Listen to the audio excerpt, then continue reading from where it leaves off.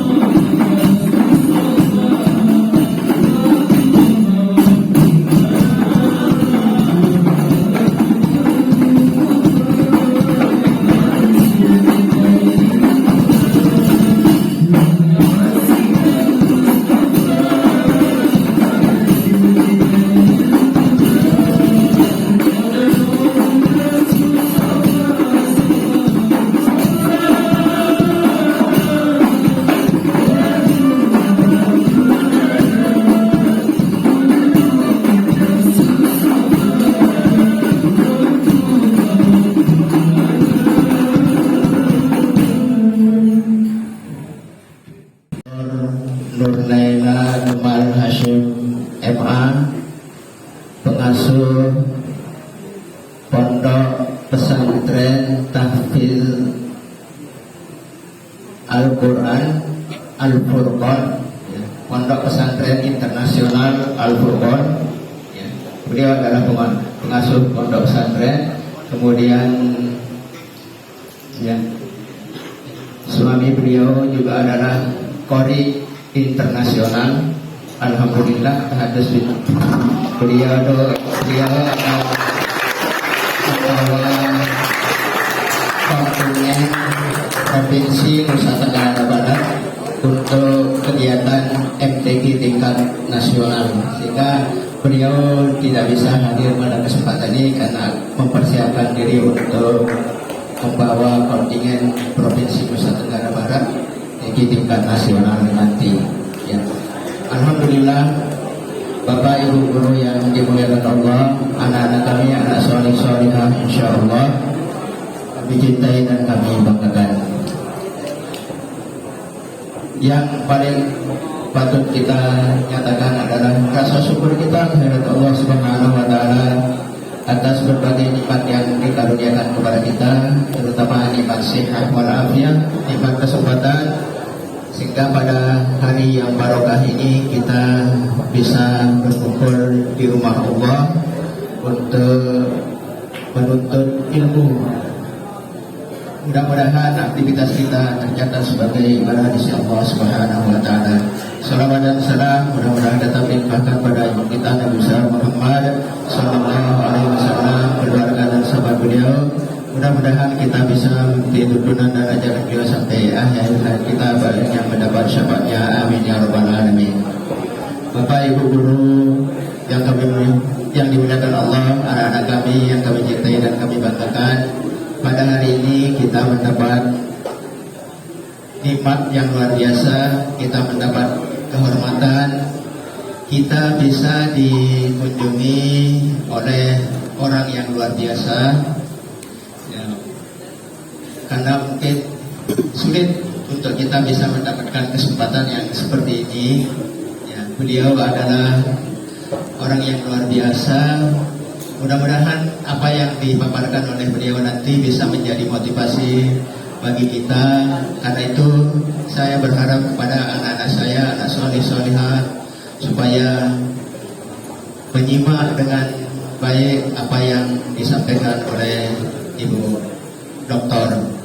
Dan kami dari keluarga besar SMA Negeri 1 Labuan Haji menyampaikan terima kasih atas kehadiran Ustazah, menyampaikan ilmunya, berbagi ilmu kepada kami keluarga besar SMA Negeri 1 Labuan Haji. Mudah-mudahan semua itu tercatat sebagai ibadah di sisi Allah Subhanahu wa Ta'ala.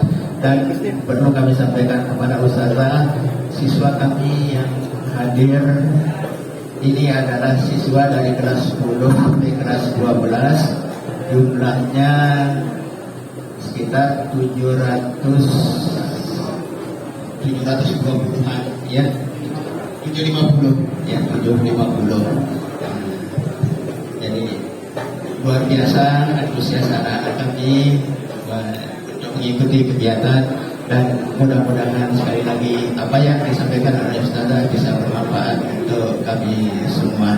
Dan kalau ada hal yang kurang berkenan, kami atas nama keluarga besar SMA Negeri 1 Labuan Haji menyampaikan permohonan yang sebesar-besarnya. Untuk menghemat waktu, ini saja yang bisa kami sampaikan, dan mudah-mudahan Ustazah bisa menyampaikan materi sebanyak-banyaknya dan anak-anak saya bisa bertanya sepuas-puasnya. Ya, kurang lebihnya mohon maaf sekali lagi. Assalamualaikum warahmatullahi wabarakatuh.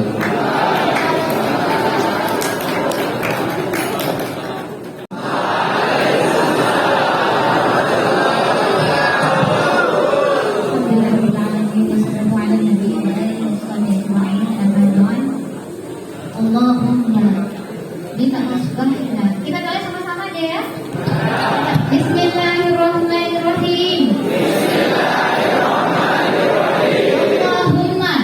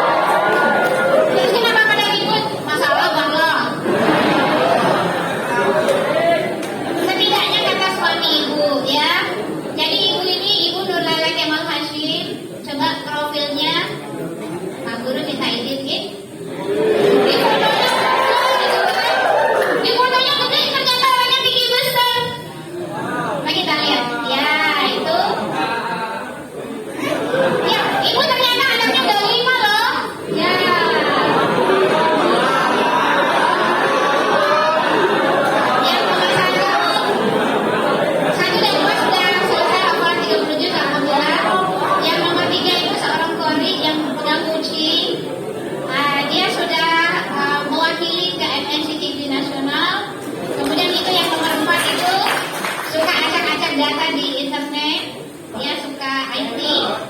Kemudian yang terakhir itu putri bungsu yang sekarang berusia SMP. Lanjut ya. Tadi yang foto saya sama Abi kok dilewat pada kiri ya? Yang sama Abi mana? Nah itu dia. Ya. Nah, itu saudaranya. Saudara Rahman ini beliau Polri internasional dari Sakra Timur. Tahun 2006 ibu di MNCTV Nasional, ikut daiyah MNCTV. Yang nonton orang tua kalian belum brojol. Ya, 2006 kalian usia berapa ya? Nah, ini di Changi Airport. Changi Airport itu di Singapura. Kemudian di tahun yang sama, ibu di MNCTV Nasional waktu itu ada daiyah MNCTV yang disebut TPI dulu ya. Nah, baik lanjut. Nah, tema kita hari ini adalah bagaimana kita bisa berbahagia dengan meneladani baginda Nabi Sallallahu Alaihi Wasallam. Ini tadi ngomong-ngomong yang marawis keren banget ya, kalah Bu Azmi guys. Tepuk tangan dong buat yang selawatannya keren. Karena kita hari ini sedang bermaulid, jadi saya mengajak adik-adik semua untuk selawatan. Kira-kira selawat apa yang kalian hafal? Yang mana tuh? Ibu selawat apa sih? Itu ya. Sallallahu alaihi. 1, 2, mulai.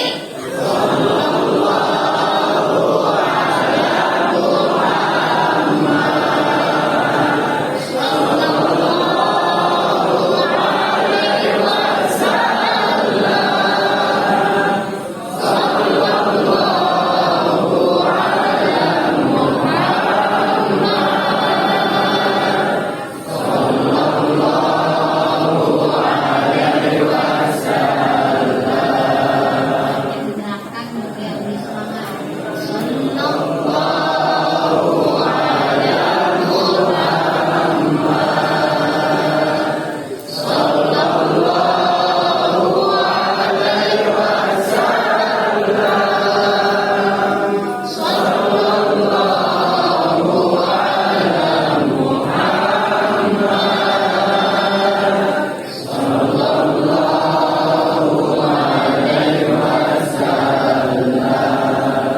Masya Allah anak-anakku semua, orang yang membaca sholawat ke atas baginda Nabi Sallallahu Alaihi Wasallam, beliau sampaikan, barang siapa sahaja membacakan sholawat ke atasku 1 kali sahaja, Allah akan kembalikan ruhnya baginda Nabi Sallallahu kepada beliau, lalu beliau menjawab sholawat yang kita baca. Allahumma shalli ala Muhammad.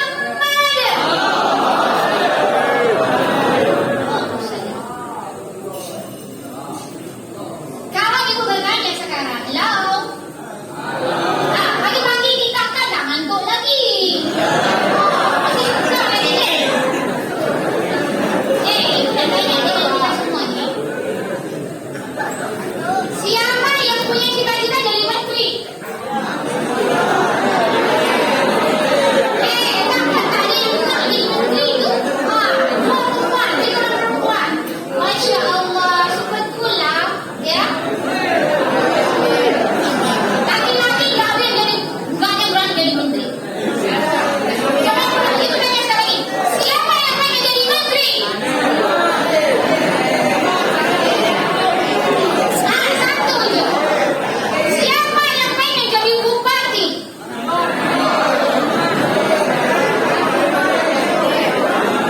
Anak-anakku semua, penyakit orang Indonesia secara umum adalah takut bermimpi.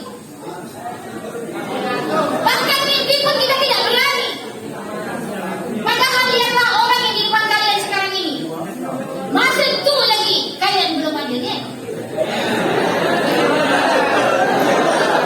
Mak ayah pun belum kena lagi. Ibu ni lahir tahun 1974. Mak ayah kalian belum kenal lagi satu-satu.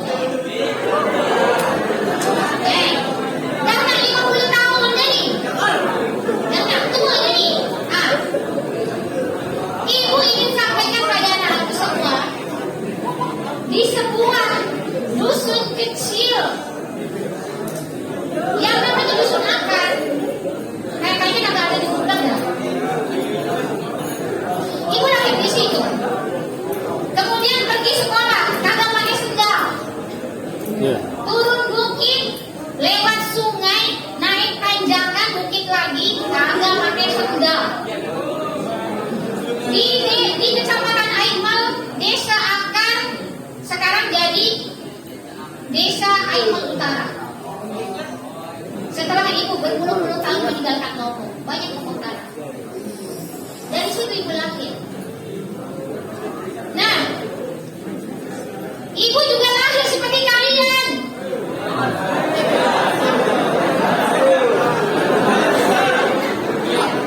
Maksudnya itu, ayah saya bukan pejabat, mak saya pun ibu rumah tangga biasa juga. Tapi ibu saya ini, beliau adalah seorang Tionghoa mualaf, namanya Gosila. Masuk Islam, alhamdulillah sampai meninggal beliau sangat muslimah yang baik. Semoga husnul khatimah.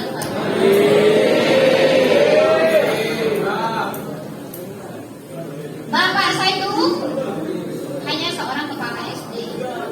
Kalau saat itu kalian bertanya pada ibu, Guru Lala guru cita-citanya apa dah? Kalau ibu melihat kondisi orang tua saya pada saat itu, mungkin jawaban saya sama dengan kalian. Saya tidak berani bermimpi. Tapi pada waktu itu, ibu melihat di SD-nya ibu itu orang kok takut banget, ya pengen jadi ini, pengen jadi itu nggak bisa, nggak mau. Kenapa? Lasina dengan tua, enggak nuang menggawe jadi tukang kayu. Pengen jadi polisi, pengen jadi polisi, mahal sih Maya. Pengen menjadi guru, malik jadi guru. Syukur-syukur kali lemak bau lanjut SMP dari sini. See, all of them have no dream.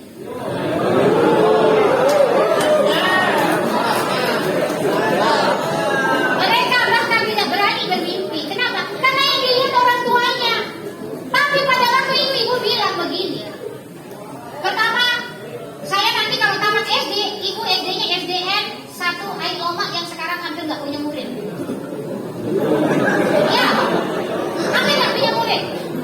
Sampai penutupan pendaftaran, ibu dengar, itu hanya 3 orang anak yang daftar masuk di situ. Sedih memang. Tempat itu terpencil. Bagaimana beritanya bagaimana sekarang? Berapa siswa barunya? Hampir tutup itu sekolah. Tapi ibu sekolah di sana. Dan alhamdulillah dengan izin Allah, doa orang tua saya, ibu juara umum di situ. Karena di kampung. Waktu itu di zamannya ibu dulu kami satu-satunya sekolah di sana masih rapi. Dan SD kami dulu walaupun usianya sudah 20 tahun ibu masih boleh sekolah. Nah, singkat cerita, ibu lihat teman-teman ibu itu tidak ada yang berani bermimpi. Maka ibu bilang sama bapak itu, Bapak, saya pastikan SMP nanti saya harus sekolah di SMP terbaik. Satu-satunya SMP terbaik pada tahun 80-an itu adalah SMP 1 Solo. Dan dengan izin Allah ibu bisa di situ. Ketemulah dengan ibu kita.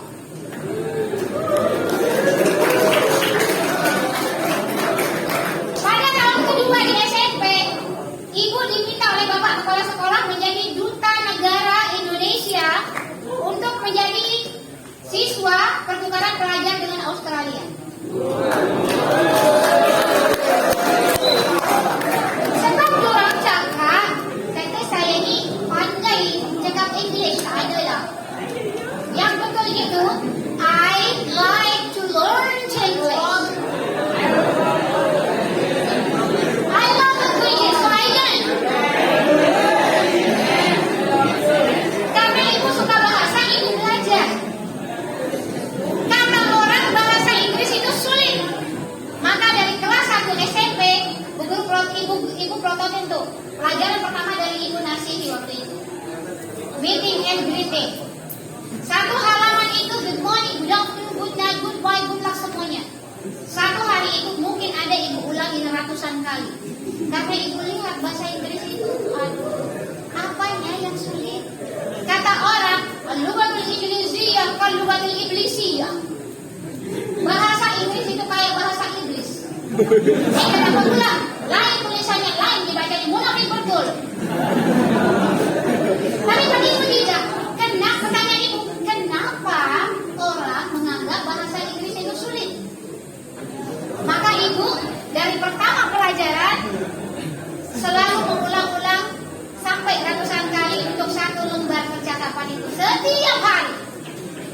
Begitu selesai, ibu akan membuka halaman berikutnya, baca lagi sebelum pelajaran itu disampaikan di sekolah. Begitu terus. Dan itulah ceritanya hendak diberangkatkan ke Australia, tapi ayah saya bilang tidak. Kalau ke Australia anak saya nanti dia tidak bisa pakai jilbab. Anak saya juga masih usia masih gadis kecil, kelas 2 SMP. Kalau dia pergi ke luar negeri saya nggak tahu ceritanya di sana. Jadi ayah saya keberatan. Akhirnya saya tidak jadi, yang diberangkatkan yang laki di sana sampai dewasa dia di Australia. Dan memang kabarnya sholatnya jadi kurang keurus. Alhamdulillah ya. Dan mudah-mudahan beliau sekarang jangan lebih soleh dari kita kan, dibanding kita. Kita nggak usah menilai orang. Tapi maksud ibu, keputusan ayah saya itu benar. Saya kemudian melanjutkan studi di MAN 1 Solo. Di situ saya boleh berjilbab, alhamdulillah. Waktu masa SMP, Ibu Retno mungkin tahu, saya pergi sekolah, satu-satunya siswa yang pakai training itu saya, karena kebetulan jadi ketua kelas juga. Yang lain pakai celana olahraga itu sampai paha dulu. Iya, kaki perempuan. Ibu minta izin sama guru olahraganya untuk boleh pakai training. Kata ibu, saya sudah haid Pak. Kalau saya kelihatan auratnya bapak dan berdosa ya. Katanya, mulai kamu yang sini sih. Cukup kamu saja nanti. Kebetulan kamu ketua kelas, boleh. Dan pulang dari sekolah SMP itu ibu pakai jilbab. Ke sekolah lagi buka jilbab lagi, pulang sekolah pakai lagi. Sampailah di Alia, alhamdulillah tidak buka lagi. Jadi ibu juga sama seperti kalian guys. Saya juga pernah kesel sama guru. Saya juga pernah dihukum sama guru. Tapi yang diajarkan oleh ayah saya. Nah, guru orang tua itu ada 4 kata ayah saya. Rupanya beliau menyampaikan hadis baginda Nabi SAW.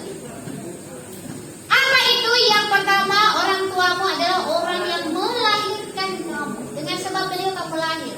Ibu bapak biologis. Yang kedua, orang yang mendidik kamu. Itu juga ayah ibu. Itulah guru-guru kita. Yang ketiga, orang yang menikahkan kamu dengan anak yang mertua nanti. Itu juga orang tua yang wajib kita hormati.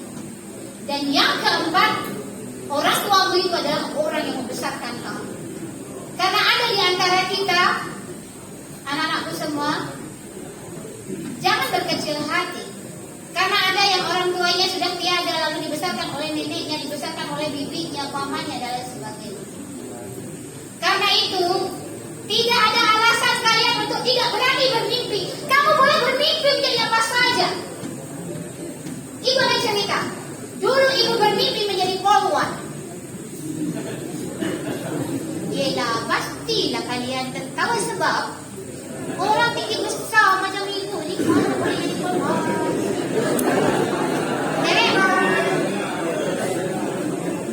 Jadi dari usia 5 tahun saya minta sama Allah salat duha, salat 5 waktu, salat tahajud. Ya Allah, aku tuh pengen jadi polwan. Pokoknya polwan ya Allah, polwan tuh keren.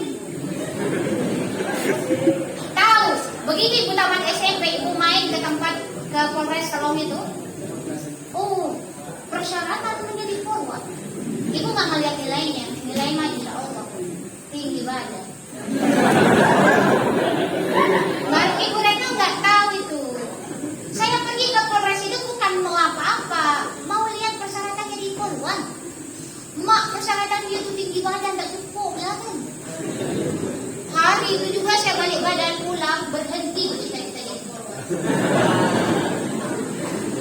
Tapi rupanya Allah tidak menyia-nyiakan doa saya bertahun-tahun itu dari usia 5 tahun sampailah SMP. Apa yang terjadi? 30 tahun kemudian kembali dari Malaysia.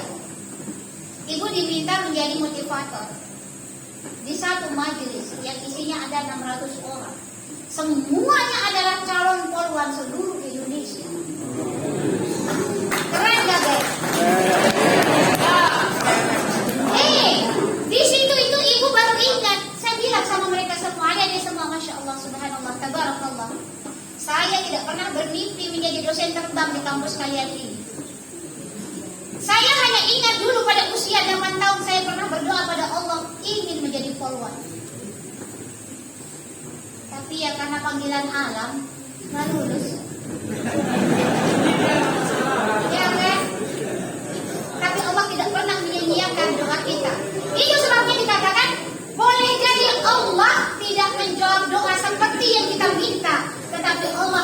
dikasih jawaban doa lebih baik dari apa yang kita minta. Amin ya Rabbal. Yang kedua, setelah lulus SMP, SMA, anak-anakku ibu bercerita supaya kalian bersemangat. Karena saya tahu betul ada di antara kalian yang senasib sama ibu. Sekolah dulu itu nggak pakai sandal. Ada mungkin di antara kalian yang sepatunya udah copot di jalan. Ya, ada mungkin yang bajunya sobek. Ibu sekolah SD itu bajunya bolong. Walaupun ayah saya kepala sekolah. Tapi buat kami prestasi itu nomor 1. Abaikan baju bolong. Karena telinga kita sama mendengar ucapan guru. Itu yang penting. Maka ibu tidak pernah memilih tempat duduk dari kelas 1 SD sampai lulus S3 selain di depan meja guru saya. Supaya apa? Supaya mata telinga itu tidak ada yang menghalangi saya mendengar penjelasan beliau. Lalu tamat aliyah, ibu mulai berpikir ikut semua lomba segala macam. Nah, juara ini itu. Tapi ada satu yang ibu inginkan, ya Allah, aku pengen ke Jakarta ya Allah. Aku tuh pengen juga tampil di TV seperti orang-orang itu. Tapi pakai jilbab, dulu lagi musim hampir tidak ada ceramah-ceramah. Kemudian artis-artis tidak ada berjilbab zaman itu. Saya bilang, ya Allah, aku pengen tampil di TV dengan berjilbab. Singkat cerita, selesai kuliah kami berangkat ke Jakarta. Yang ibu lakukan ini tentang bermimpi ya. Ini tentang bagaimana Allah menjawab doa kita dan mimpi kita. Waktu itu ibu ingin ikut menjadi top model iklan. Menurut kalian, dalam hitungan kita nih, kira-kira ada gak top model iklan yang gak merhatiin tinggi badan? Maka ibu doa sama Allah, ya Allah, aku pengen ikut kontes bintang iklan tingkat nasional yang kagak melihat ukuran badan, ya Allah. Apa yang ibu cari? Mencari iklan dari ratusan koran. Audisi bintang iklan 1, 2, 3 sampai ratusan koran ibu kumpulin berminggu-minggu, berbulan-bulan. Nggak ketemu bintang iklan yang nggak pakai ukuran tinggi badan. Semuanya pakai ukuran iklan tinggi badan minimal 165. Ibu semampai semeter hampir nggak sampai. Saya hitung aja, alhamdulillah semeter kotor. Ya, akhirnya apa? Hampir-hampir ibu sudah berhenti mencari iklan sampai suatu hari ibu lihat satu iklan audisi bintang iklan tingkat nasional. Persyaratan 1, talenta, 2, fotogenik, 3, 4 sampai terakhir persyaratannya tidak ada persyaratan tinggi badan. Saya bilang yes. Singkat cerita, ibu ikut audisi pertama, jalan di catwalk. Lima kalian gawat, saya marah nih, kalian kan tahu? Ibu jalan di catwalk. Itu, masya Allah, suami saya nggak berani nonton. Takut kalah istrinya. Seleksi pertama, saya masuk pada seleksi berikutnya. Fotogenik, gaya berfoto, wajah di depan kamera. Tapi satu yang saya minta, saya tidak perlu tata rias. Pakai bedak, pambu 4.000. Karena insya Allah ibu dari usia 11 tahun sampai dewasa itu menjaga wudhu. Sedangkan di tata rias itu kadang-kadang ada bencai. Tata rias itu. Jadi kata suami ibu, selagi tata riasnya laki-laki jangan pernah. Saya bilang yes. Ibu di SD. Singkat cerita, lulus jalan di catwalk, lulus tes kemampuan pengetahuan, lulus fotogenik, akhirnya masuk di semifinal. Waktu semifinal itu seluruh Indonesia.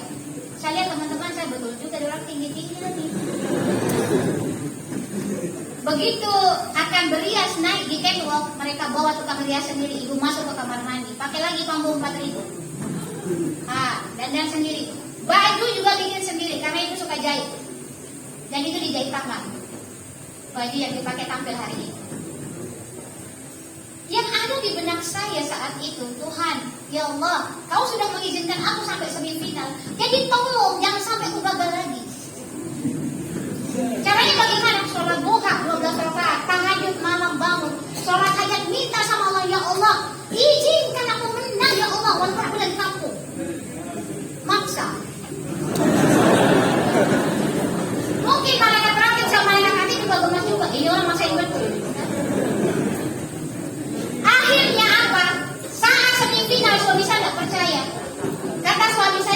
tiba-tiba masuk semifinal, iya dong.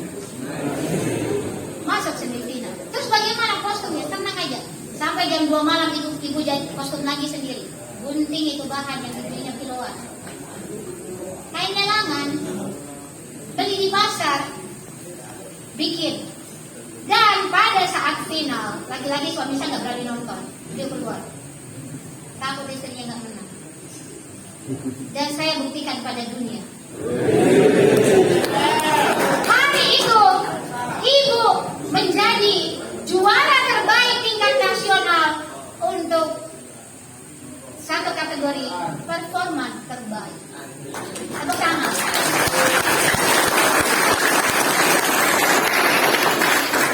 Masya Allah, alhamdulillah.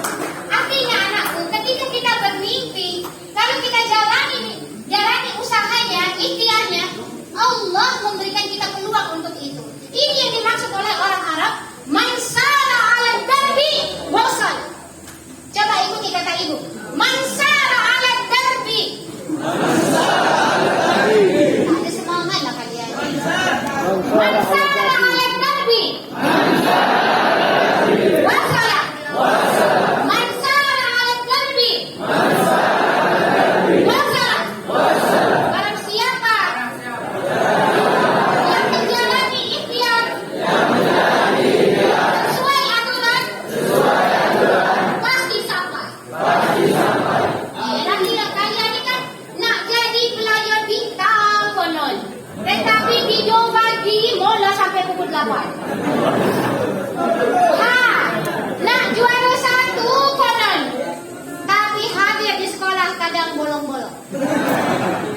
Maaf Bapak Ibu. Kalian bercita-cita kan lebih cantik dari Marsyanda.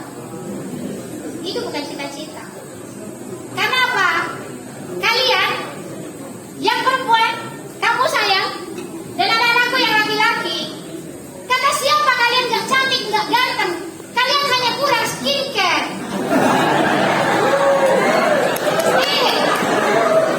Itu bule-bule begitu suka lihat kulit kalian yang hitam manis ini, jadi gak usah skincare-skincarean. Orang sekarang sibuk dengan hidungnya yang pesek. Lihat ibu loh.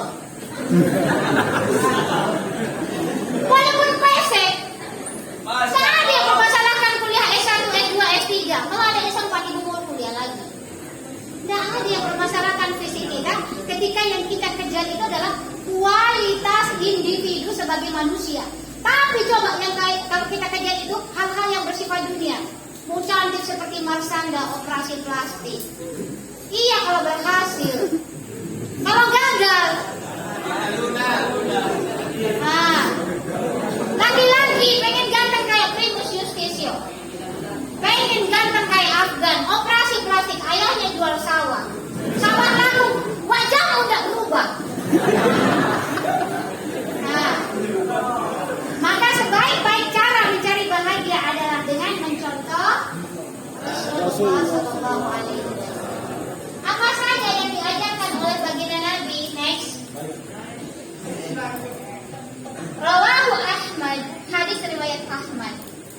Baginda Nabi SAW menyampaikan, innama bu'itsu litammima makarimal akhlaq. Yaqulu hadha Nabi lana jami'an. Ya, ini semua untuk kita semua. Innama bu'itsu liutammima makarimal akhlaq. Sesungguhnya aku diutus untuk menyempurnakan akhlak budi pekerti yang baik. Anak-anakku semua, ibu cerita. Suatu hari selesai kontes dan Hidayah MNCTV TPI waktu itu, tahun 2006. 2007 ibu pulang ke Indonesia. Pulang ke Indonesia mah di mana? Jakarta ke Lombok. Kemudian alma mater ibu mengundang untuk memberi motivasi buat adik-adik di sini. Mereka berpikir bahwa ibu barangkali latar belakangnya bagaimana. Saya bilang, kalian jangan berkecil hati kalau sekolah sering gak bawa duit jajan. Ini kadang saya tidak berani ceritakan karena kadang bikin saya sedikit emosional. kalian, siswa SMA Labuan Haji, ada yang sekolah nggak bawa duit jajan, kalian senasib dengan ibu dulu. Ibu sering tidak bawa duit jajan. Kadang-kadang karena mengejar jam pelajaran, ibu tidak sempat sarapan di rumah, ibu lari mengejar jam pelajaran pertama. Saya tidak mau guru saya lebih dulu masuk di kelas. Bagaimana caranya? Kalau lapar, ibu cukup masuk kamar mandi, minum dari bak air kamar mandi itu. Well, satu hari kembali dari MNC TV, guru-guru saya bertanya, Nurlela, tolong kasih tahu adik-adikmu, rahasia apa makananmu, amalanmu, atau amalan orang tuamu yang membuat kamu juara umum terus? No, saya tidak bilang apa-apa. Mungkin ada makanan khusus yang orang tuamu berikan kepada kamu. Ibu waktu itu nggak bisa jawab, tapi air mata saya yang berjatuhan. Tidak ada Pak Guru, tidak ada makanan khusus. Biasa aja. Makan nasi putih, kadang-kadang ada lauk, kadang enggak. Yang penting makan tepat waktu. Yang kedua, bahkan saya, Pak Guru lihat jarang sekali pergi ke kantin. Saat keluar main, ibu ada di bawah pohon depan sekolah bersama dua orang teman yang sama-sama nggak bawa duit jajan. Apa yang kami lakukan? Mengulang pelajaran atau membaca pelajaran yang nanti akan kita pelajari. Selalu begitu. Dan ibu selalu berusaha dengan dua orang teman ini masuk kelas sebelum guru kami datang. Keluar paling akhir karena kami ingin merapikan meja dan juga jendela. Walaupun sudah ada petugas sekolah. Merapikan meja, kursi, baru kemudian keluar terakhir. Saya tidak tahu, tapi ibu yakin. Yang ibu tahu waktu itu, saya kalau ketemu guru di zaman ibu sama ibu Retno, kita kalau ketemu guru, walaupun bukan guru kelas kita, pasti memberi salam. Bahkan guru kami pada waktu itu banyak yang beragama lain. Assalamualaikum Pak Guru. Ibu Guru, Assalamualaikum, salam. Ada yang agama Hindu, selamat pagi Pak Guru, salam. Dan beliau selalu, Nurlela, sehat kamu nak. Guru-guru yang lain begitu. Banyak guru yang usap kepala saya waktu itu. Jangan-jangan doa beliau yang membuat saya seperti ini. Jadi mendapatkan doa guru itu adalah salah satu tantangan buat kalian. Jangan sampai ada gurumu yang membencimu. Kalau ada, kalian membuat kesal Pak Guru, Bu Guru cepat-cepat minta maaf. Takut nanti doanya menjadi kenyataan. Bukan dikutuk jadi kodok, enggak. Tapi ketika seorang guru kesal, berkah ilmu itu terputus. Nauzubillah ini. Sesungguhnya aku diutus untuk menyempurnakan akhlak yang mulia. Jangan pernah biarkan gurumu lewat tanpa kamu salam dan minta doa kepada beliau. Please, salah seorang dari siswa ke depan, ibu minta tolong dong yang putri. Kata nak jadi menteri, satu orang ke depan lah. Saya nak bagi contoh. Satu orang saya, satu orang ke depan sini. Ayo. Kasih contoh. Ibu mau ngasih contoh cara salam sama guru. Ibu mau ngasih contoh cara salam sama orang tua. Ya, laki-laki satu orang coba ke depan saya.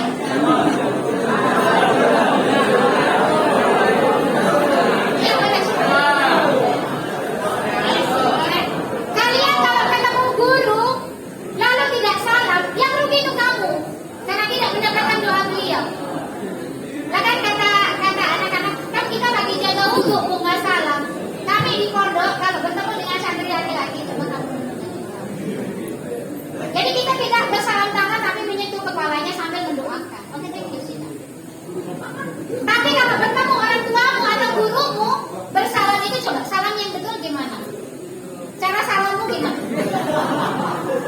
Oke, dia bersalam lalu tangannya taruh di jidat. Itu cara salam yang salah.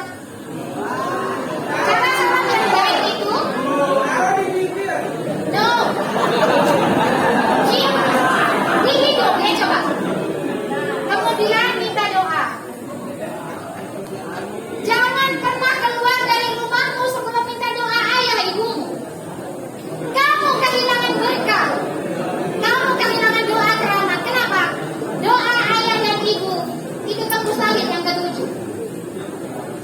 bunyi ketika kamu pergi sekolah itu. Ina, bye, langsung lagi. Sekali lagi ya, salam, cium tangan. Tunas dulu. Itu kepada Pak Guru. Kalau yang laki-laki kepada Bu Guru disentuh kepalanya, yang perempuan kepada Pak Gurunya disentuh kepalanya. Itu minta doa, nak. Rupanya, guru saya yang agama Hindu. Oke, gurunya itu yang agama Hindu kan tidak ngerti baca doa Al-Fatihah. Tapi beliau selalu mengusap kepala saya, Nur Laila. Ya Allah. Ya, kata yang Nasrani, Nur Laila, semoga cita-citamu sampai. Yang Hindu pegang kepalanya, Nur Laila, semoga cita-citamu sampai. Jadi orang yang tinggi besar ini jadi dosen poluan bukan karena ukuran badan, tapi karena doa guru-gurunya. Tepuk tangan untuk bapak dan ibu guru.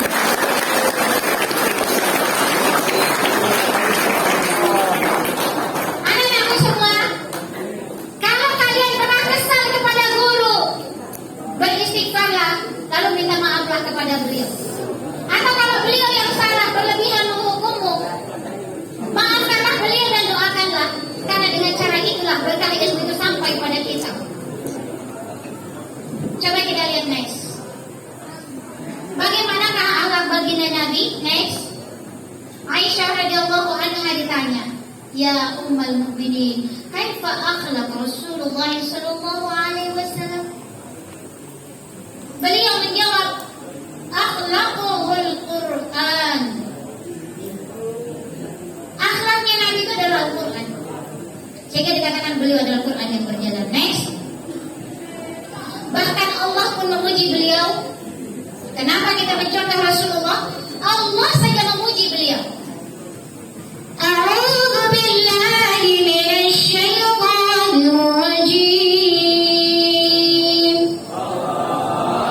Bismillahirrahmanirrahim. Wa innaka la'ala khuluqin 'azim. Subhanallah. Dan sesungguhnya wahai Muhammad, engkau benar-benar memiliki budi pekerti yang agung. Next. Ada apa dengan anggur? Coba kita kaji akhlak Rasulullah Sallallahu Alaihi Wasallam. Ini hal yang kecil, tentang bagaimana Allah ridho kepada kita kalau kita memiliki budi pekerti yang baik. Ibu mungkin tidak terlalu pintar, tapi ibu mendapatkan doa semua guru. Ibu mungkin tidak terlalu cerdas, tetapi setiap hari, setiap malam ibu meminta doa restu ayah dan ibu, bahkan ketika menjelang tidur. Apalagi keluar dari rumah. Bagaimana akhlak baginda Nabi SAW dalam kisah anggur? Suatu hari datanglah seorang sahabat membawa semangkuk anggur hijau. Kata sahabat, ini macam ni biasanya tuh bila Rasulullah dapat hajat dari orang-orang, kita semua ni pasti kena bagi. Mereka nunggu-nunggu dong anggurnya dibagiin. Satu mangkok anggur hijau, teman-teman sahabat-sahabat Rasulullah di sekelilingnya itu nunggu-nunggu nih, kita pasti kebagian gitu. Rasulullah dibawakan anggur oleh seorang sahabat. Begitu beliau cicip, langsung di depan yang ngasih, beliau cicip langsung senyum sambil nanggung. Teman-teman sahabat-sahabat yang lain, lah, kok sendirian aja gitu? Setengah mangkok, mungkin ini setengahnya ntar dibagi ke kita. Setengah mangkoknya itu Rasulullah habiskan, dan beliau setiap makan anggurnya, lihat orang yang ngasih, senyum terima kasih. Lalu begitu anggur itu habis, yang ngasih ini pergi dengan wajah yang sumringah. Sahabat protes dong, ya Rasulullah, gimana lah kau nih? Biasa bang, tidak ada hadiah dari orang-orang, kita pasti kena bagi. Apa pula hari ini kita bagi? Apa kata Rasulullah? Ya Allah, ya Allah, sungguh anggur yang diberikan tadi begitu masam, sehingga aku takut kalau kalian mencicipi satu saja anggur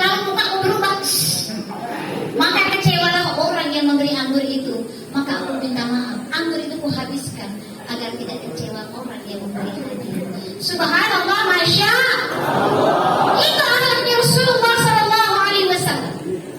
Saat ke Taif, beliau dilempar sampailah rontok giginya, sampailah berdarah wajah beliau. Sampai pada saat itu malaikat Jibril gemas juga. Ya Muhammad, izinkan aku timpakan gunung Uhud kepada orang Taif yang kurang ajar kepadamu. Kau kekasih Allah tapi diperlakukan seperti ini. Dengan darah yang bercucuran di wajahnya, dari mulutnya, beliau bilang kepada malaikat Jibril, wahai Jibril, mereka tidak tahu bahwa aku ini Nabi Allah. Allahumma hadi qaumi fa innahum la ya'lamun. Beliau malah berdoa kepada Allah, wahai Allah, ampuni mereka semua, maafkan mereka semua, beri petunjuk mereka semua. Mereka melakukan itu semua kepadaku hanya karena mereka tidak tahu aku ini siapa. Coba kalau mereka tahu aku ini Rasulmu, tidak mungkin mereka akan melempariku hingga berdarah. Itu malaikat Jibril gemes. Subhanallah. Bayangkan kalau siswa SMA 1 dilempar sampai rontok giginya, saudara-saudara sekalian. Apa yang akan dilakukan? Halo? Apa yang akan kita lakukan sekiranya kita yang dilempar gigi hingga rontok? Pertama, lapor polisi. Atau tidak balas rontoknya giginya. Tapi Rasulullah tidak. Beliau memaafkan lalu mendoakan, dan doanya pun baik. Allahumma hdi qaumi fa innahum la ya'lamun. Dan banyak sekali kisah-kisah beliau. Next. Bagaimana dengan kita, sudah salehkah kita? Jujur saja sudah tanda orang saleh. Alhamdulillah. Sudah saleh semua? Alhamdulillah. Ngaku saja belum saleh itu sudah saleh. Kita semua ini belum menjadi orang soleh karena kita masih cepat marah, kita suka membalas, kita kesal sama guru, kesal sama orang tua. Next. Karena kita hidup di zaman yang berbeda dengan orang tua kita dulu. Aristoteles ada yang mengatakan Plato, iya, sekarang ini semua pegang handphone. Ada tamu-tamunya bicara, kita pegang handphone. Itu orang yang tidak beretika. Ayah sedang bicara, ibu sedang bicara, kita sedang di hadapan nasi, di hadapan makanan, kita pegang handphone. Itu tidak beretika. Kita sedang di hadapan rezeki dari Allah. Kalau anjing dan kucing bisa pegang handphone, dia pun akan main handphone juga. Next. Seberapa dekat kita dengan Al-Quran? Next. Dan bagaimana akhlak perilaku kita? Next. Bahkan bapak-bapak, mudah-mudahan bukan bapak guru labuan haji. Bapak-bapak kadang-kadang laptop jadi istri keduanya. Next. Anak-anak hiburannya adalah main game online. Next. Sedangkan di luar sana ada hamba Allah yang tidak mengizinkan kaki ibunya diinjakkan ke tanah karena rasa baktinya pada orang tuanya. Next. Bahkan orang ini mungkin saja dia bukan orang muslim, tapi begitu memuliakan ibunya, dia mau bawa terbang. Ibunya nggak bisa jalan, dia gendong seperti bayi, dia suapi seperti bayi. Anak-anakku semua, ibu tahu, mungkin ada di antara kalian yang tidak seberuntung yang lain. Ada yang ayahmu dipanggil Allah lebih dulu, ada yang ibumu diambil Allah lebih dulu, ada mungkin kedua-duanya Allah ambil lebih dulu, lalu memarah pada Allah. Ya Allah, kenapa kau ambil orang tuaku begitu cepat? Aku juga pengen seperti yang lain. Lihat Nabi kita, anakku. Lihat Nabi kita. Nabi Muhammad diambil ibunya, diambil ayahnya ketika berusia 2 bulan dalam kandungan, dan diambil ibunya ketika beliau berusia 4 tahun. Beliau juga yatim piatu, sama seperti kalian. Lalu beliau dibesarkan oleh pamannya dan kakeknya. Tapi siapa beliau? Beliau menjadi Sayyidul Anam, Khairul Bashar. Beliau menjadi sebaik-baik manusia di muka bumi ini. Itu artinya, anakku, siapapun kalian, meskipun orang tuamu tidak ada, Kita berhak berdiri menjadi apa saja karena kita punya Allah yang maha besar, Allah yang mendengar doa-doa kita. Ibu tidak ingin lagi mendengar ada di antara kalian yang tidak berani bermimpi, karena kita punya Allah yang maha besar. Izin Allah lah ibu menjadi dosen terbang di Polwan. Izin Allah lah ibu bisa ke Singapura dengan berkah Al-Quran, ke negara lain dengan berkah Al-Quran. Kita punya Allah yang maha besar. Jadi kalian rugi karena tidak bermimpi besar. Insya Allah, amin ya Rabbal. Mungkin ada di antara kalian seperti murid ibu. Suatu saat ibu merinding gemetar karena ada seorang murid ibu usia SMA seperti kalian. Saat itu dia datang dengan menangis. Dia bilang apa? Umi, boleh enggak saya doakan supaya ibu saya mati? Ibu gemetar. Nah, ada apa dengan kamu? Dia bilang, saya ingin doakan supaya ibu saya mati. Dia ibu yang kurang ajar, dia ibu yang begini. Nah, stop. Nah, ibu tidak sanggup mendengarnya. Kenapa? Karena ibu saya tidak seperti ibu yang lain. Ibu saya pernah menghukum saya dengan diinjak kepala saya. Saya dipukul dengan kayu yang besar. Saya dikatakan anak yang tidak diharapkan. Lalu saya dibiarkan terlantar diasuh oleh orang. Saya lihat orang lain diasuh ayah ibunya dengan kasih sayang, tapi tidak dengan ibu saya. Saya pengen doa supaya ibu saya mati, Umi. Saya bilang, anakku, dengar baik-baik. Pernahkah kamu mendengar kisah di zaman Nabi Musa? Di zaman Nabi Musa, Allah sampaikan kepada beliau, karena Nabi Musa ini adalah Khalilullah, satu-satunya Nabi yang diajak bicara langsung oleh Allah. Allah kabarkan kepada Nabi Musa, hai Musa, ada nanti yang akan menjadi tetanggamu di surga.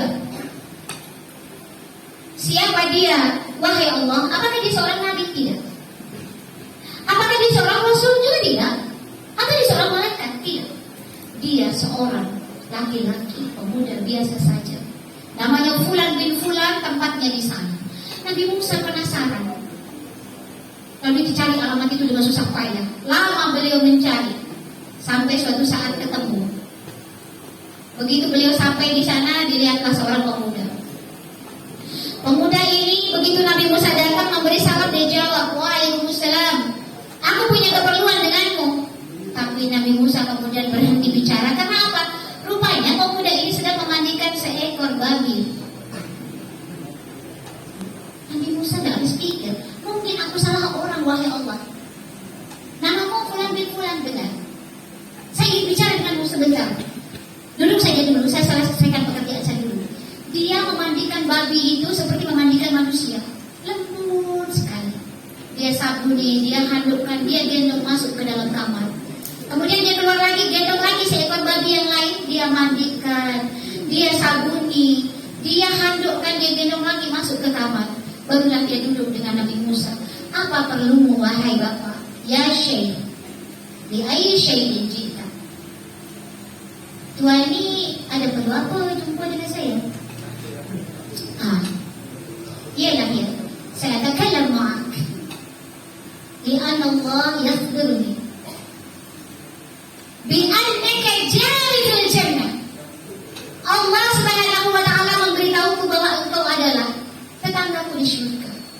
Tapi begitu aku melihat engkau memandikan 2 ekor babi, aku jadi ragu, jangan-jangan bukan engkau orangnya. Coba sekarang kasih tahu kenapa kau memandikan babi sedangkan babi itu binatang najis. Berderailah kedua air matanya, lalu mengatakan, wahai Nabi Allah, 2 ekor babi ini sebenarnya adalah kedua ayah dan ibuku. Mereka pernah melakukan dosa besar, lalu oleh Allah dilaknat dan menjadi 2 ekor babi. Tapi yang aku tahu, sebagai anak aku wajib berbakti kepada beliau apapun keadaannya. Walaupun beliau berwujud seekor babi, tetaplah dia ibuku yang melahirkanku. Dia ayahku yang dahulu begitu gembira dengan kelahiranku. Sampai kapanpun mereka tetap ayah ibuku. Akhirnya mengertilah Nabi Musa. Rupanya inilah sebabnya Allah ridho kepada pemuda itu. Subhanallah. Karena itu anak-anakku, kalau ada orang tuamu yang membuatmu marah, yang membuatmu membenci beliau, hari ini juga maafkan beliau, anakku. Tetap beliau adalah ayah ibumu. Maafkan walaupun beliau orang yang sangat jahat. Karena dengan sebab beliaulah kita ada dan mengenal Allah. Semoga dengan memaafkan beliau Allah ridho kepadamu, lalu Allah mudahkan cita-citamu. Next. Banyak kita temui di Makkah sana orang-orang yang begitu memuliakan orang tuanya. Lanjut. Coba lihat ayah kita nak. Pernahkah kita melihat ketika kamu minta handphone baru, malu dengan teman-teman punya iPhone, lalu kamu minta pada ayahmu, minta motor, minta handphone, minta seragam baru, minta tas baru, sedangkan ayahmu tidak ada hasil dari nelayannya, tidak ada hasil dari perjualan pinggir pantai.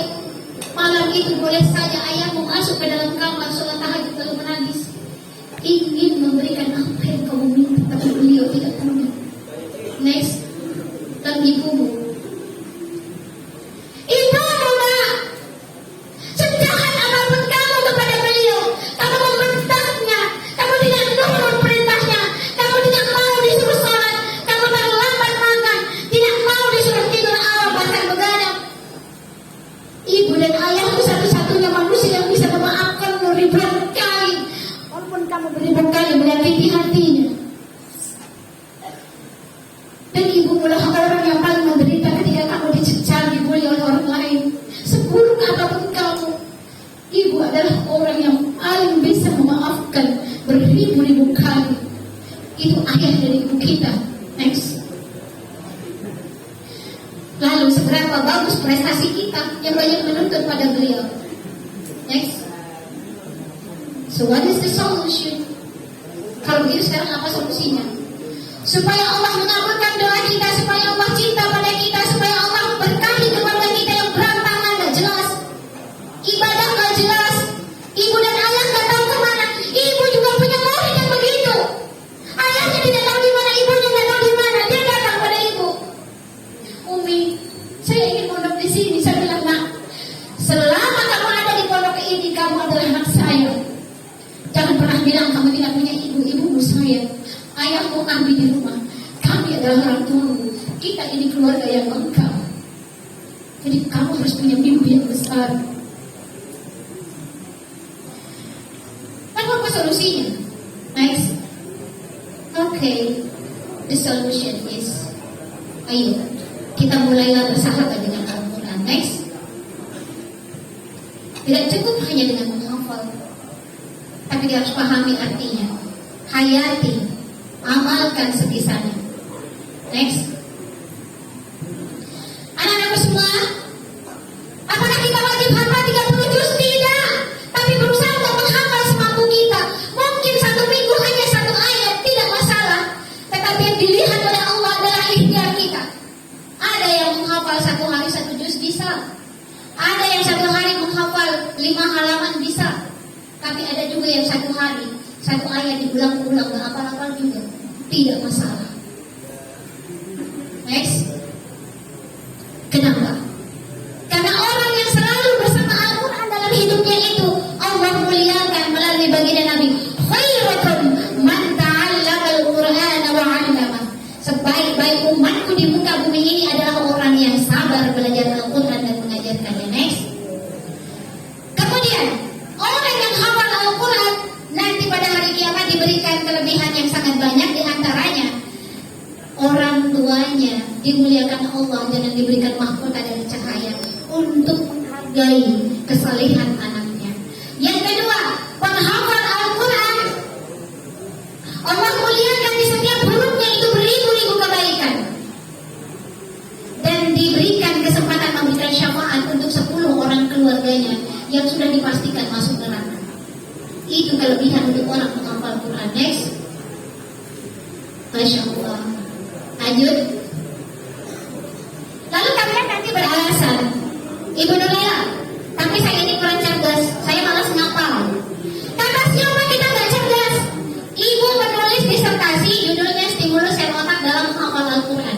Ternyata anak-anakku semua bayi yang lahir di muka bumi ini Allah berikan sel kecerdasan kira-kira berapa banyak? Berapa banyak kira-kira?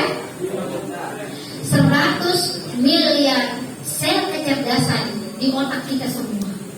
Albert Einstein itu hanya menggunakan 3% saja dan disebut disebut manusia paling cerdas pada masanya. B.J. Habibie lebih cerdas dari Albert Einstein, hanya menggunakan 5% dari otaknya. Bagaimana kalau lebih banyak lagi? Tidak menutup kemungkinan Bapak Kepala Sekolah, Bapak dan Ibu Guru, suatu saat dari SMA yang 1 Labuan Haji ini akan lahir anak yang lebih cerdas dari B.J. Habibie. Amin ya Rabbal. Bagaimana caranya? Berikan dia stimulus otak yang baik. Stimulus yang baik itu akan membuat otak kita lebih cerdas. Sebaliknya, stimulus yang negatif akan mematikan potensi otak kita. Dan malangnya, Ibu dalam penelitian itu menemukan sel otak yang distimulus dengan tontonan porno itu merusak seluruh jaringan otak kita. Sehingga wajar orang yang suka, oke nih, ya. Sehingga orang yang suka nonton tontonan porno, dia kehilangan kecerdasan yang ada di prefrontal cortex, bagian otak depan, yang fungsinya membedakan baik dan buruk. Dia sudah tidak peduli lagi dengan dosa. Karena itu bagaimana caranya? Ya Allah, bunuh Laila. Gimana dong dengan saya udah terlanjur melihat? Soalnya kita buka yang lain, yang muncul yang lain. Saya kan nggak sengaja. Terus kalau nggak sengaja kenapa dibiarin? Oh ya, karena saya bukan anak yang soleh. Oke, kalau begitu kita sama-sama beristighfar kepada Allah. Pernah, tidak ada orang yang tidak punya dosa. Kita semua pernah melakukan kesalahan. So kita istighfar kepada Allah. Astagfirullah.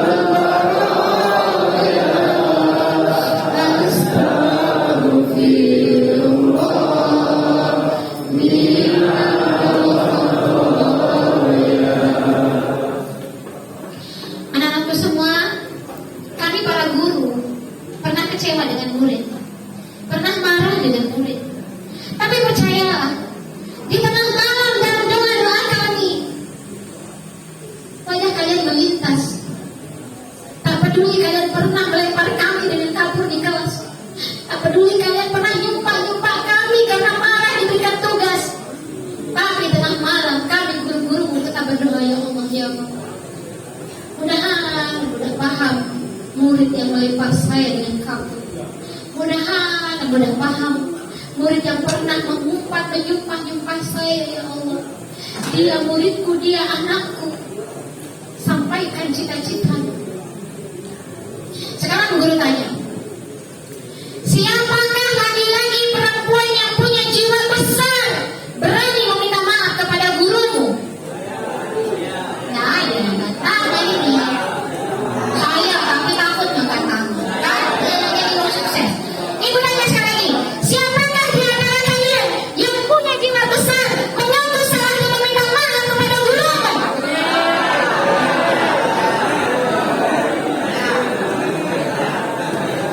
Anak-anakku semua, ibu yakin, walaupun tidak angkat tangan, ibu Nurlela ini kan macam nak kita dibuat macam anak tadi pakai angkat tangan. Walaupun kalian tak bicara pun ibu tahu, insya Allah setelah hari ini kalian sudah menjadi manusia yang baru, menjadi manusia yang punya mimpi besar, menjadi anak yang ingin selalu mendoakan orang tua bagaimanapun keadaannya, membanggakan beliau, membanggakan guru-gurumu. Dan ingat, kalian pasti sudah mendengar satu peribahasa. Ikuti ibu. Mencanda wajada, mencanda wajada, mencanda wajada. Siapa yang bersungguh-sungguh pasti akan mendapatkan apa yang dicari.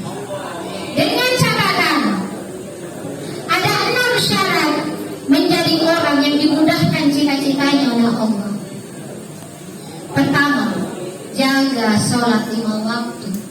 Bohong besar kalian pengen jadi orang sukses, tapi yang memberikan kesuksesan itu kalian belakangi. Sepintar apapun kita, kalau membelakangi Allah belangsak nyungsep. Na'udzubillah ini. Kalau begitu anakku, kita mulai belajar pelan-pelan. Setidaknya jangan tinggalkan sholat 5 waktu.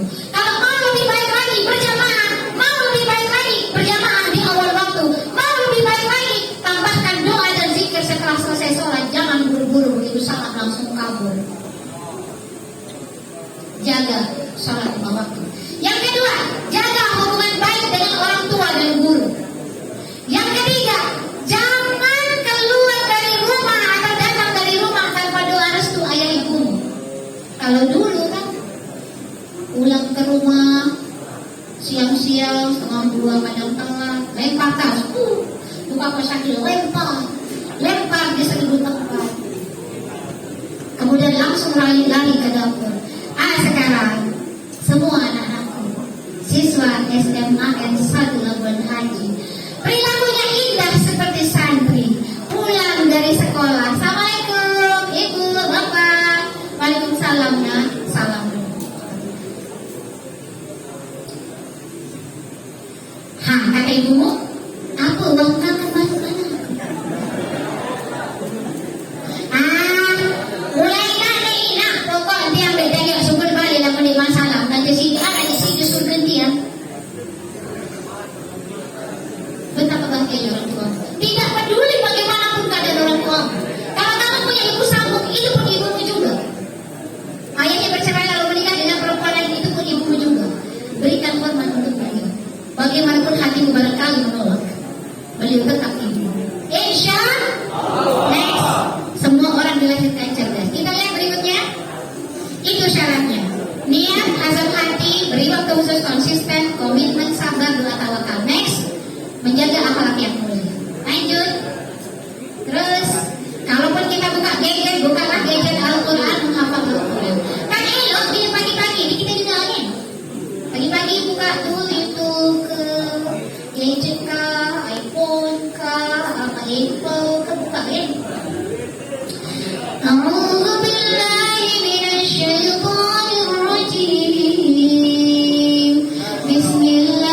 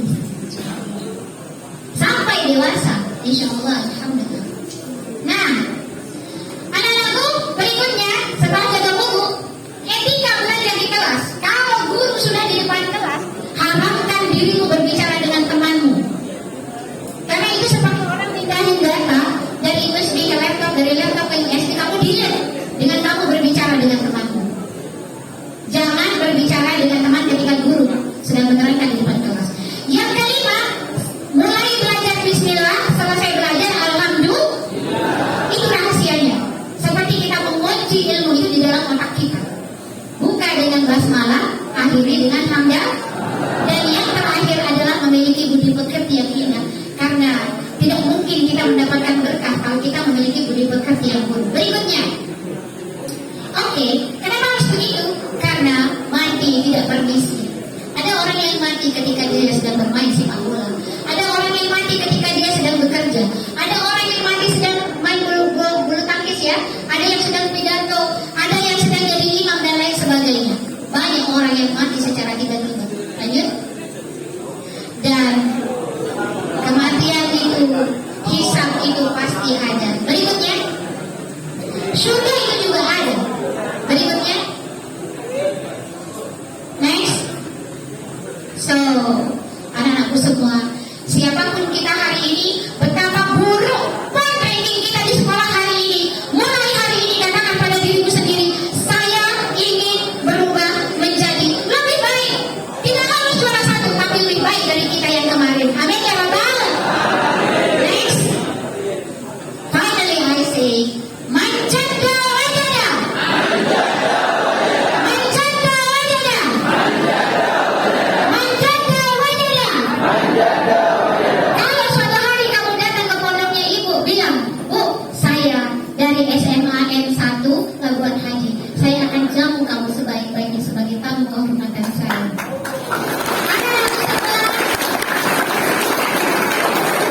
Kalian tidak pernah tahu hari ini saya begitu bangga. Saya tidak malu harus menangis di depan kalian. Karena buat ibu, menangis bukanlah satu kehinaan, tetapi menangis bisa pertanda bahagia. Ibu hari ini begitu bangga dan bahagia di depan kalian. Dan ibu sangat yakin, bilang kepada bapak ibu gurumu, mulai hari ini anak-anak kita akan menjadi anak-anak yang lebih hebat lagi. Amin ya Rabbal.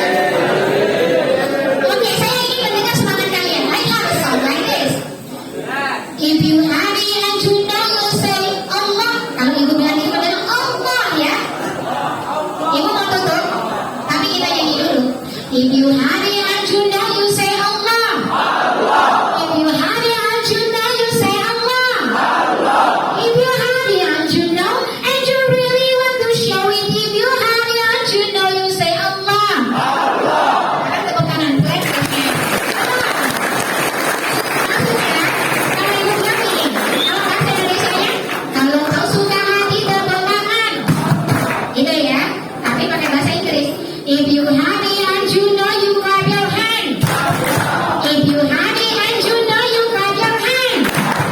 If you happy and you know and you really want to show it. If you happy and you know you clap your hand. Masya Allah. Ibu, ini ada pantun lah untuk kita semua. Jalan-jalan ke Pantai Kuta. Takjub hati dengan pencipta. Rasa hati saya tidak sembang sembarangan. Apa daya ya Allah. Kita lihat biji mutiara. Di ujung kerudung ibu retno kenakan. Kalau saya tersalah bicara, hilaf dan salah, mohon dimaafkan. Lah saya nak cakap lagi. Jalan-jalan ke Gunung Kidul. Jangan lupa belilah tiwul. Anak-anakku, siswa-siswi SMA N1 Labuan Haji yang ganteng-ganteng cantik pipinya gembur. I love you for. Sekian, Assalamualaikum warahmatullahi wabarakatuh.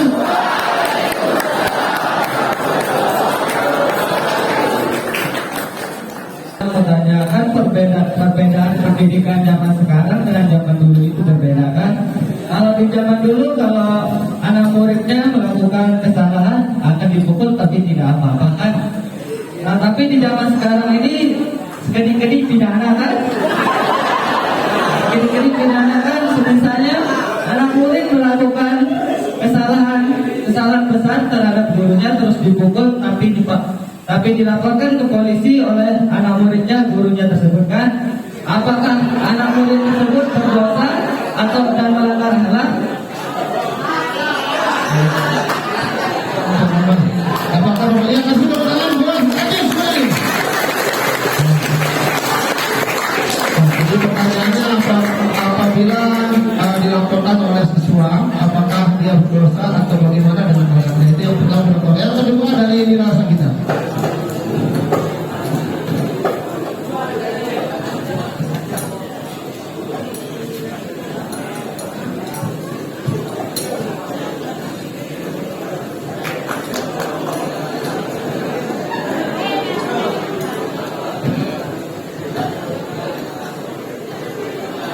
Assalamualaikum warahmatullahi wabarakatuh.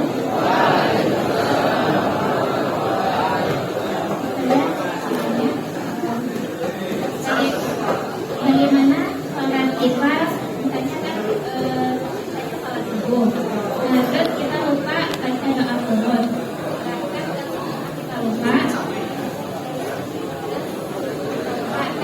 Kadang-kadang untuk sujud sahwi. Nah, terus ketika sudah tahiyat, terus salam, terus kita lupa lagi sujud sahwi itu gimana? Bisa langsung dijawab. Oke, jadi kedua pertanyaannya Aziz dengan Nila. Aziz, makasih ya nak. Itu pertanyaan yang sangat hebat, masya Allah. Dulu kami biasa dipukul dengan dipukul betis penggaris kayu yang panjangnya 1 meter. Kami punya guru matematika, masya Allah, galaknya minta ampun. Itu kalau salah. Penggaris 1 meter itu kena dibetis sampai berbekas itu. Dan itu gak apa-apa. Kami gak pernah protes, gak berani bilang juga sama orang tua di rumah.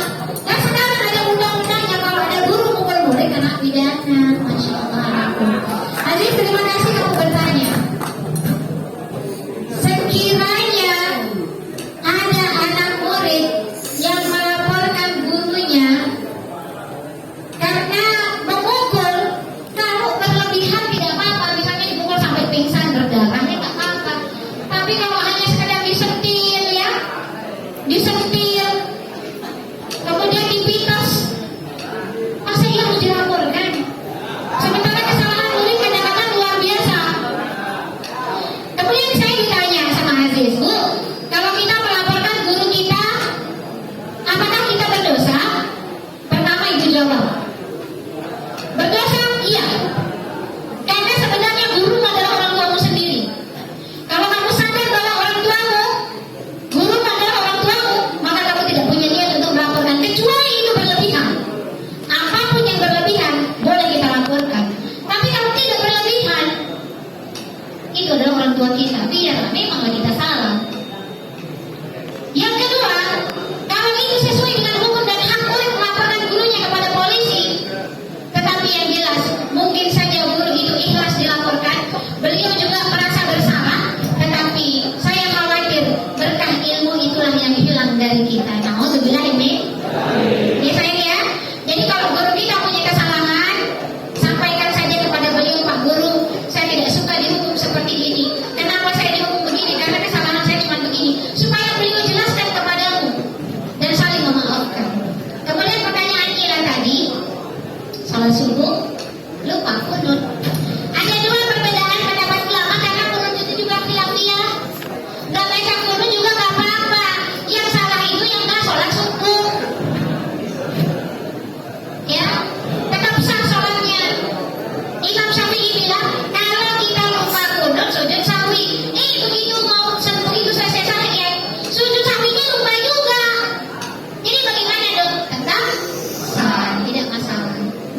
Jadi itu khilafiyah ya, Nila ya. Baik anak-anakku semua, okay, today is a very good day, very awesome day. How do we want to make it insyaAllah? Ila liqa yaumil ati. Assalamualaikum warahmatullahi wabarakatuh.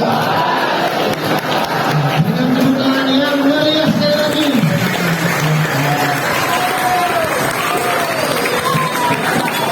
Alhamdulillah kita sudah menerima materi yang sangat luar biasa, motivasi yang sangat menyentuh hati dari Ibu Wajah Ustazah Nuraira, yang ternyata saya ingat Bu, ternyata dia ada kelas dulu di SMP 1 yang tepat 91 SMP 1 Ibu 90 kan.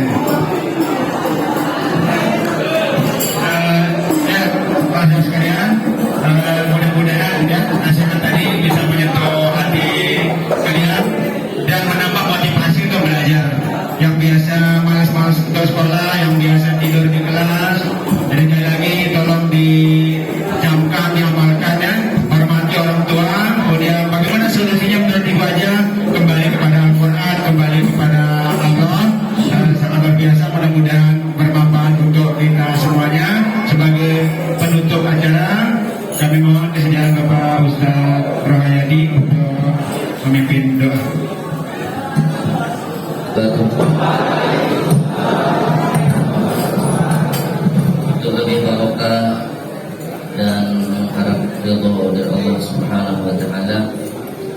menutup acara kita ini, mari kita sama-sama berdoa.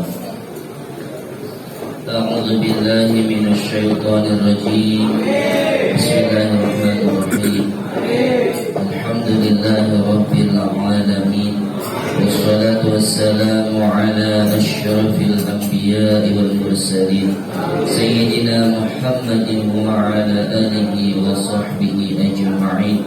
Allahumma shalli ala sayyidina Muhammadin abdika wa nabiyyika wa rasulika nabiyil ummi.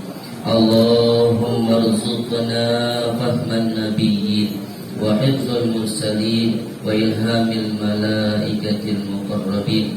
Allahumma ighfir lana dhunubana, Allahumma ighfir lana dhunubana wa liwalidayna warhamhuma kama rabbayana shaghira, warhamhuma kama rabbayana shaghira.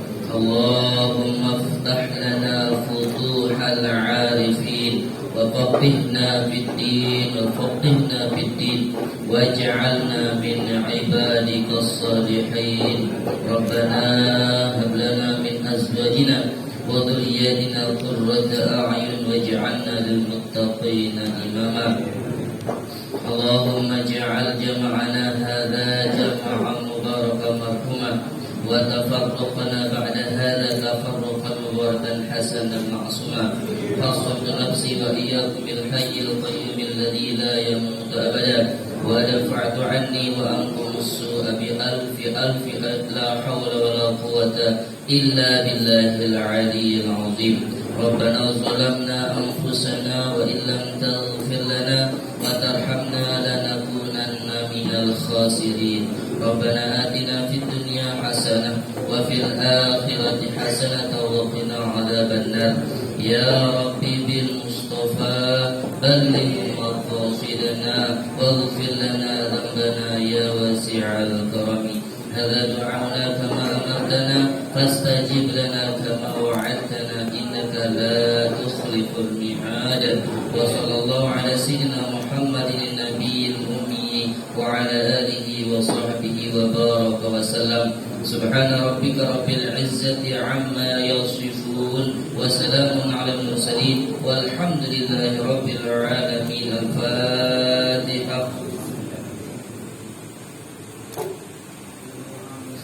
Terima kasih. Wassalamualaikum warahmatullahi wabarakatuh.